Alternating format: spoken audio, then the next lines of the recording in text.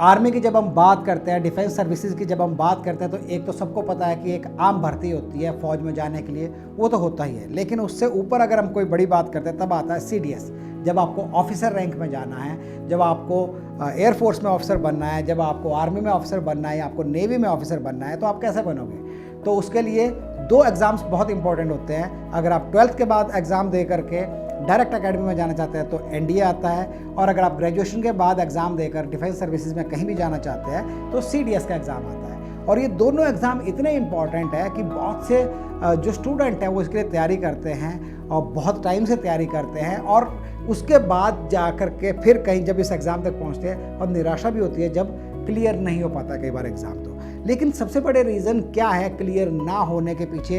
क्योंकि ये एग्ज़ाम आने वाले हैं, और अगर आप में से कोई भी इन एग्ज़ाम में अपीयर हो रहा है या किसी ऐसे स्टूडेंट के पेरेंट्स अगर ये एपिसोड देख रहे हैं जिनके बच्चे इस एग्ज़ाम में अपीयर होने वाले हैं, तो किन बातों का ध्यान रखा जाए और किस तरह का ये एग्ज़ाम रहता है, किस तरह का इसमें प्रेशर रहता है और किस तरह का ये इसमें सब्जेक्ट्स या क्वेश्चंस रहते हैं, इसके बारे में हम बात करेंगे आज के इस एपिसोड में। आप देख रहे हैं शिक्षा मंथन, मैं हूं अजय के सकलानी, और एक बार फिर हमारे साथ है गुलशन सर, ई-विंग्स अकेडमी धर्मशाला से। Thank you sir, thank you very much.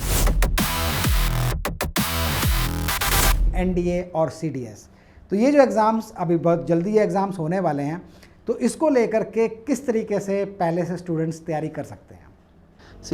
जब हम national defence academy NDA Khadakwasla Pune में हैं, इसकी बात करते हैं, CDS की बात करते हैं, कंबाइंड डिफेंस सर्विसेज, चाहे वो ऑफिसर ट्रेनिंग एकेडमी हो, नेवल एकेडमी या IMA देहरादून, तो ये पेपर जो है ये in the month of April होगा, और जो सेकंड पेपर होगा इसका ये सितंबर में होगा। तो जैसे साल के अंदर 2 बार ये पेपर होता है, और ये एक ही दिन होता है। जिस दिन NDA का पेपर होगा उसी दिन आपका CDS का भी एग्ज़ाम होता है। तो अगर हम इन पेपर की बात करें तो male female both are eligible to apply. NDA के पेपर की बात करें पहले तो वो 12th के बाद आप दे सकते हैं। एलिजिबिलिटी क्राइटेरिया 12th है, और 12th के साथ साथ ये है कि भाई आप किसी भी स्ट्रीम के हो, if you belong to any stream you can apply. बहुत बड़ा नोशन हम लोगों को ये है कि NDA का पेपर वही दे सकता है जो नॉन मेडिकल स्टूडेंट है। तो जैसे NDA की आपको अप्रॉक्सीमेट बता रहा हूँ, तो NDA की जो सीट्स आएंगी वो 340 से 350 होती है ऑल इंडिया। उसमें से 50% सीट्स जो होती हैं वो इंडियन आर्मी की होती हैं। सो इंडियन आर्मी में जाने के लिए आपको किसी भी स्ट्रीम के आप हों, चाहे आप आर्ट्स के हों, चाहे आप कॉमर्स के हों, चाहे आप साइंस से हो, मेडिकल हो, नॉन मेडिकल हो, यू कैन अप्लाई। लेकिन अगर आपने नेवल एकेडमी में जाना है और अगर आपने एयरफोर्स में जाना है तो आपको नॉन मेडिकल बैकग्राउंड का ही होना पड़ेगा। फिजिक्स, क्योंकि उसमें ज़्यादा फिजिक्स, हाँ, फिजिक्स, केमिस्ट्री, मैथमेटिक्स। जो NDA का पेपर होता है, चाहे आप आर्ट्स बैकग्राउंड के हैं, चाहे आप कॉमर्स के हैं, you have to appear for mathematics exam. Most student इसलिए अवॉइड करते हैं उसको क्योंकि वो 10th के बाद 11th 12th में मैथमेटिक्स नहीं बढ़ते हैं। तो अगर आपने स्कूल में मैथमेटिक्स नहीं रखा है कोई प्रॉब्लम नहीं है, लेकिन अगर आप उसके लिए प्रिपेयर करते हो मैथमेटिक्स के लिए, 11th और 12th का जो मैथमेटिक्स है, तो आप अपेयर कर सकते हो। मतलब आप अप्लाई कर सकते हो, बिल्कुल, अगर आपने सब्जेक्ट नहीं भी लिया हुआ है तब बिल्कुल अप्लाई कर सकते हैं। लेकिन आपको पेपर क्लियर करने के लिए मैथ्स आना ज़रूरी है, बिकॉज जो मैथ्स का पेपर होता है वो एक तरीके का आप ये बोल सकते हैं कि एलिजिबिलिटी पेपर है। अगर आपका मैथ्स का पेपर क्लियर नहीं हुआ तो आपका जनरल एबिलिटी का पेपर चेक नहीं होता है। तो NDA और CDS जो है 2 स्टेजेस में होता है। पहली स्टेज जो है वो आपका एंट्रेंस एग्जाम है, जो सबसे ज़्यादा इंपॉर्टेंट है। जब आप वो क्लियर करते हो तो उसके बाद आप सेकंड स्टेज में जाते हो, जो होता है आपका इंटरव्यूज़ का सेक्शन। वो एक बात की बात है, उसकी प्रेपरेशन भी अलग तरीके से होती है। लेकिन आज का जो हमारा टॉपिक है वो फर्स्ट है, यानी एग्ज़ाम कैसा रहता है, किस तरीके से इसके लिए आपको प्रिपेयर करना है। गुलशन सर से अगर आप डायरेक्ट कांटेक्ट करना चाहें तो नीचे नंबर दिया हुआ है, आप बात कर सकते हैं ई-विंग्स अकेडमी में, और आप डायरेक्ट उनकी गाइडेंस ले सकते हैं। एग्ज़ाम की अगर हम बात करें तो NDA का एग्ज़ाम हम पहले बात करते हैं, CDS को हम फिलहाल साइड करते हैं, उसके बाद हम CDS पे बात करेंगे। NDA का एग्ज़ाम जो होता है वो किस तरह का उसका पैटर्न रहता है? देखिए, 2 पेपर होंगे। पेपर 1 जो होगा वो उसमें आपको मैथमेटिक्स आएगी, और मैथमेटिक्स का पेपर क्वालिफाई करना मस्ट है आपके लिए। दूसरा पेपर जो होगा वो जनरल एबिलिटी का पेपर होता है। जो जनरल एबिलिटी का पेपर होता है उसमें आपको इंग्लिश के क्वेश्चन ज़्यादा आते हैं। उसके बाद आपका history, geography, political science, biology, physics, chemistry, current affair, हर एक टॉपिक से आप 10-10, 15-15 क्वेश्चन जो हैं वो आप लेके चलिए। इनवेरेबली जो स्टूडेंट क्वालिफाई करते हैं NDA का पेपर, वो करीबन जैसे 900 में से आपके 360-370 प्लस स्कोर जो है वो वाला स्टूडेंट क्वालिफाई करता है पेपर जो फाइनल स्टेज के लिए जाता है। और जब हम CDS की बात करें, कंबाइंड डिफेंस सर्विसेज की बात करें, तो कंबाइंड डिफेंस सर्विसेज का पेपर जो है वो भी male and female both can apply, लेकिन फीमेल जो होती हैं वो सिर्फ OTA के लिए अप्लाई कर पाती हैं। CDS के अलावा एक एग्ज़ाम और होता है जो क्लास 1 जॉब के लिए, तो FCAT का पेपर होता है जो सिर्फ एयरफोर्स के लिए होता है। अच्छा। तो वो एग्ज़ाम जो है वो भी आप मेल और फीमेल दोनों जो हैं वो अप्लाई कर सकते हैं।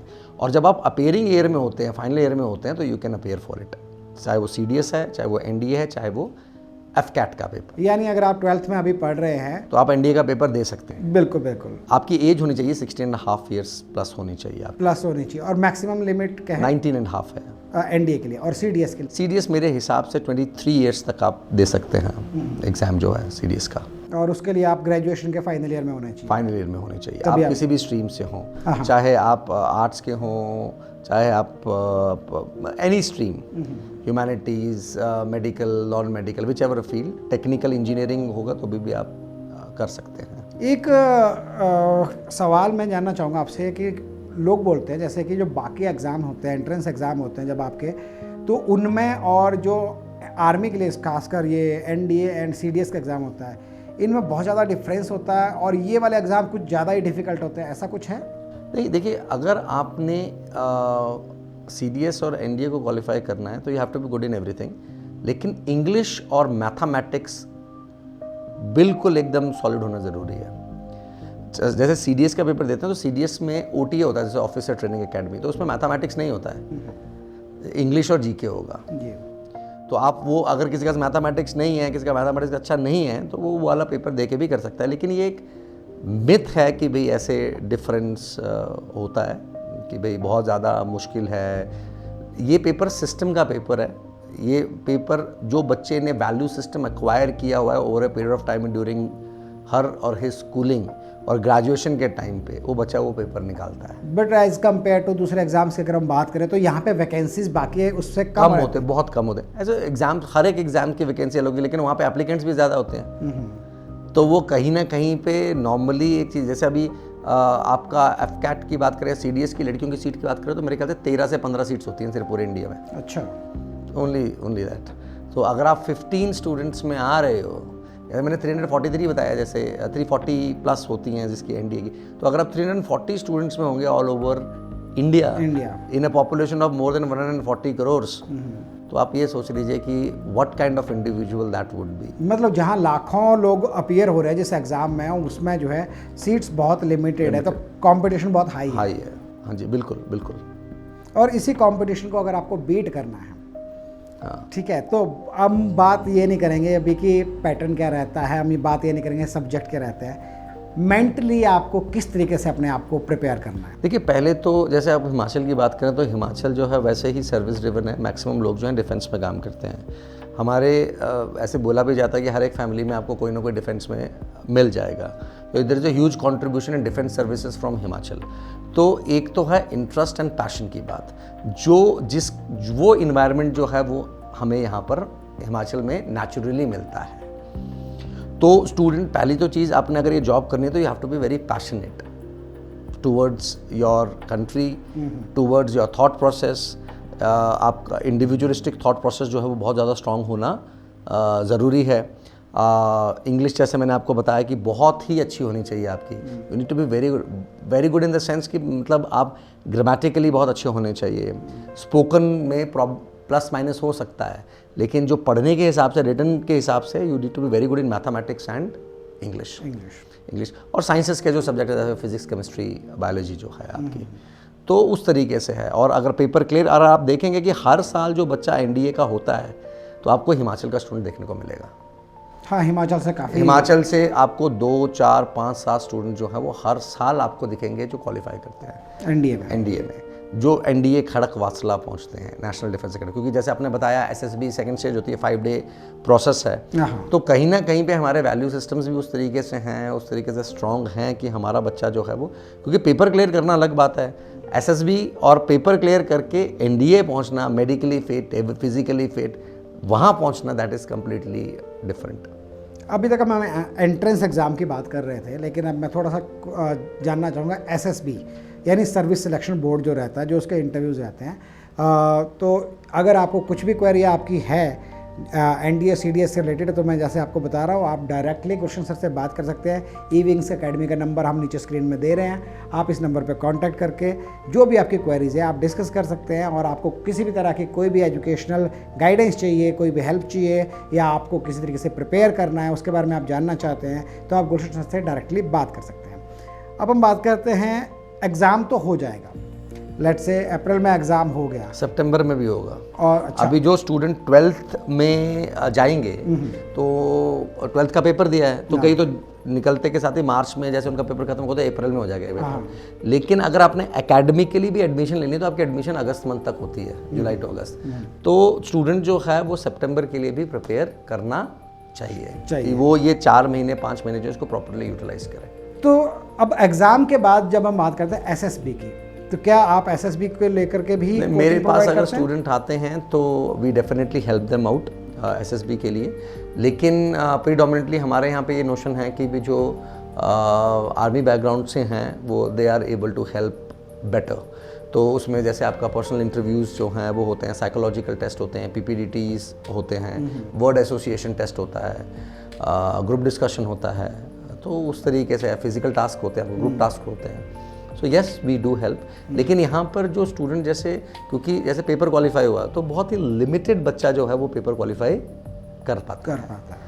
तो वो फिर जो उन्होंने जैसे सुना है तो they move to those places. तो एसएसबी के बारे में मुझे लगता है कि अभी जो भी एग्ज़ाम या पेपर होने वाला है उसको सोचना भी नहीं चाहिए, उसको पहले फोकस जो है पूरा वो एग्ज़ाम पे करना है। बिल्कुल 101%, क्योंकि एग्ज़ाम ही नहीं निकलेगा, मार्क्स ही नहीं आएगा तो फिर एसएसबी में आप कैसे पहुँचेंगे। ऐसे भी स्टूडेंट्स होते हैं जिनको ये लगता है कि हम दोनों चीज़ों की तैयारी कर देनी चाहिए, अभी से हमें एसएसबी के लिए भी अभी से तैयारी कर देनी चाहिए, एग्ज़ाम क्लियर हो जाएगा तो उसके बाद फिर एकदम से एसएसबी के लिए जाना पड़ेगा। आपका नॉलेज बेस अच्छा है, आपकी डिलीवरी अच्छी है, तो वो रिफ्लेक्ट हो जाएगा एसएसबी में। लेकिन आपको पेपर क्वालिफाई करने के लिए वो नॉलेज बेस जो है वो बढ़ाना ज़रूरी है, स्किल जो है वो बनाना ज़रूरी है। क्योंकि तभी उस पेपर में देखो आपको करंट अफेयर्स भी पूछते हैं, आपको हिस्ट्री भी पूछ रहे हैं, आपको पॉलिटिकल साइंस भी पूछ रहे हैं, आपको ज्योग्राफी भी पूछ रहे हैं, वो फिज़िक्स भी है, केमिस्ट्री भी है, बायोलॉजी भी है, इंग्लिश भी है, मैथमेटिक्स। तो they are covering each and every domain of studies.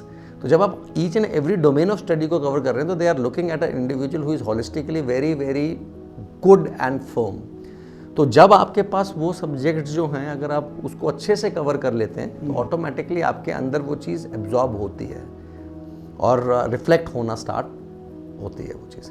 Newspaper पढ़ने की हैबिट होनी चाहिए। आज का बच्चा न्यूज़पेपर ही नहीं पढ़ता है, पता ही नहीं होता उसको कि भी क्या लिखा है क्या नहीं लिखा है, वो चीज़ें। ठीक है, एक मैं आपको आगे बढ़ने से पहले बता दूं कि अगर आपको किसी भी तरह की कोई इन्फॉर्मेशन या कोई क्वेरीज़ है आपकी इस एग्ज़ाम को लेके, एनडीए सीडीएस को लेकर के, तो आप डायरेक्टली गुलशन सर से बात कर सकते हैं। नंबर नीचे दिया हुआ है, उनकी गाइडेंस आप ले सकते हैं। तो गुलशन सर, एक हम लास्ट में जाके इस टॉपिक को क्लोज़ करेंगे। यहाँ पे आपकी तरफ से आप क्या सजेशन देना चाहेंगे या क्या गाइडेंस देना चाहेंगे उन स्टूडेंट्स को जो इस बार एनडीए या सीडीएस में अपीयर होने वाले हैं? उनके लिए आप क्या कहना चाहेंगे? मेंटली किस तरीके से उनको तैयारी करनी है अपनी, और एजुकेशन वाइज या जो भी हम बोले सब्जेक्ट वाइज किस तरीके से तैयारी करनी है? लास्ट पॉइंट देखिए, पहली चीज़ तो ये है, नंबर 1 मैथमेटिक्स इज़ मस्ट। अगर आप एनडीए की कर रहे हैं, सीडीएस में हैं तो ओटीए अगर आप कर रहे हैं तो your English needs to be very good. NDA कर रहे हैं तो मैथमेटिक्स मस्ट है, मैथमेटिक्स में नंबर आने चाहिए। English needs to be very good. और अगर आप नॉन मेडिकल स्टूडेंट हैं या मेडिकल स्टूडेंट हैं तो आप अपना फोकस जो है वो फिज़िक्स, केमिस्ट्री, बायोलॉजी और करंट अफेयर के ऊपर रखिए। और एक सब्जेक्ट अगर आपको कोई छोटा ऐसा सब्जेक्ट लगता है, जैसे चाहे वो ज्योग्राफी हो, कुछ टॉपिक्स जो हैं वो पढ़िए। एनसीईआरटी की जैसे क्लास 11th और 12th की बुक जो हैं वो आप पढ़िए इसकी। सिमिलरली अगर आर्ट्स का स्टूडेंट है, जैसे मैंने बोला मैथमेटिक्स मस्ट है, लेकिन आप अपने सब्जेक्ट्स को वो करिए with English. English need is must. CDS में भी सिमिलर थिंग। तो this is how one need to prepare. Second thing ये है कि कई स्टूडेंट ऐसे हैं जो अप्रैल में पेपर देंगे, उन्होंने पहले भी पेपर दिया होगा, तो they get an experience about that how the paper is conducted, किस तरीके से एग्ज़ाम होता है, किस तरीके से नहीं होता है। तो I would like to wish all the students who are going to appear for NDA and CDS in the month of April best of luck. और हिमाचल का स्टूडेंट होता है, काफ़ी स्टूडेंट होते हैं हिमाचल से। Thank you so much. Thank you sir, thank you. तो जैसे कि हमने बात की अभी एनडीए और सीडीएस की, और एनडीए और सीडीएस में आप कैसे जा सकते हैं, क्या क्या उसके लिए रिक्वायरमेंट होती है, और इसके अलावा टेक्निकल एंट्री के बारे में हम फ्यूचर में डिस्कस करेंगे। और इसके अलावा हम अगले एपिसोड्स में ये भी ज़रूर डिस्कस करेंगे कि स्कॉलरशिप जो आप चाहते हैं कि आपको हेल्प मिल सके और आप अपनी स्टडीज़ में आगे आपको फाइनेंशियली कोई इश्यूज़ ना आए, तो वो आप कैसे कर सकते हैं, इसके बारे में भी हम हमारे फ्यूचर के एपिसोड्स में ज़रूर बात करेंगे। आप देख रहे हैं शिक्षा मंथन इनॉक्स न्यूज़ चैनल पर। मैं हूं अजय के सकलानी। हमारे साथ जुड़ने के लिए बहुत बहुत धन्यवाद। नमस्कार।